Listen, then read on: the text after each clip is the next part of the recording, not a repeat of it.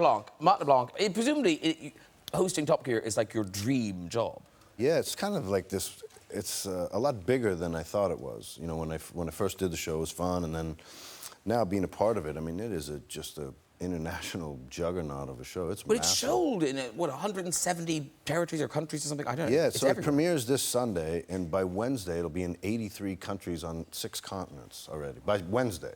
Wow. It's just huge. And like, how did this happen? Did you call them? Did they call you? Did you bump into someone in a lift? How does it happen? Well, I did it the first time to promote episodes and did the around the track in the car, and that went pretty good. Well, you were the fastest ever, aren't you? Are you still the fastest ever? Wow. Yeah. No. And then they got a new car, and I went back to do it in the new car to see if I could beat the old record. And then they did this thing called Top Gear: The Races, which was kind of like a greatest hits of Top Gear, and I kind of introduced the clips, shot these little video wraparounds, and that went good. And then Chris was already on board at that point, and they approached me and asked if I would like to be a part of it. And then Alex Renton, the producer, flew to LA. We had a meeting and kind of told me what the idea was for the new shape of it, and it sounded cool, and I wasn't doing anything else. I said, yeah. And it's been a lot of fun. Chris and I get along good. It's really fun. Yeah, and you are a proper petrol head. I mean, you do love cars and engines and all that stuff. Yeah, you know, it's funny, like, I'm one of those people, I subscribe to like about 15 different car magazines. You go to my house on the coffee table, just stacked up with, forever I've been doing that. And someone just said to me the other day, finally it's paying off. All those Who knew? Yeah, you were preparing for this job your whole life.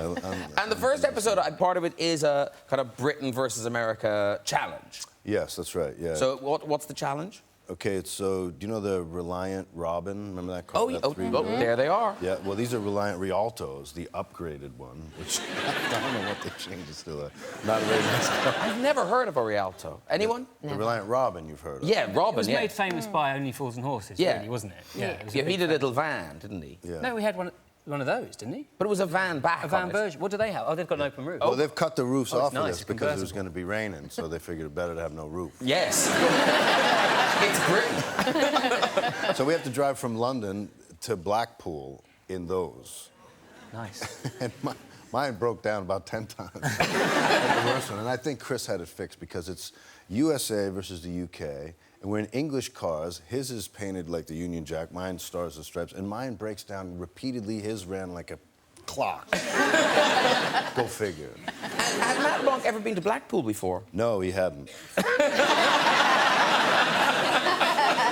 Will Matt LeBlanc be returning? He might. No, it was, you know, we actually had a really good time. It was, weather-wise, wasn't the sunniest beach. But the whole town, like, got involved in the thing. It was actually, we had a really good time. And then you went back to my neck of the woods. You were in Southern Ireland, West Cork, and Kerry. The Ring of Kerry, and, Dingle, and Killarney, and all that. We did a thing with Rolls-Royce over there. Well, that was really fun. Wow. And now, was this woman, was she just taking a picture and you literally drove by? She was with her girlfriend, and they were on their way to her hen do, you call it? Like hen do, bachelorette party, we call it in the States. And we were driving up the road. It was me and the new Rolls-Royce Dawn, the convertible, and Chris Evans was in his Rolls-Royce Corniche from '76. And there was a comparison, old and new. And we're kind of at a red light, and I think it was in Dingle. They're walking there, and they come over, hey, and they just took a selfie. And I think she put it on Twitter or something, social media, whatever it was. You look genuinely happy. She had a very short skirt.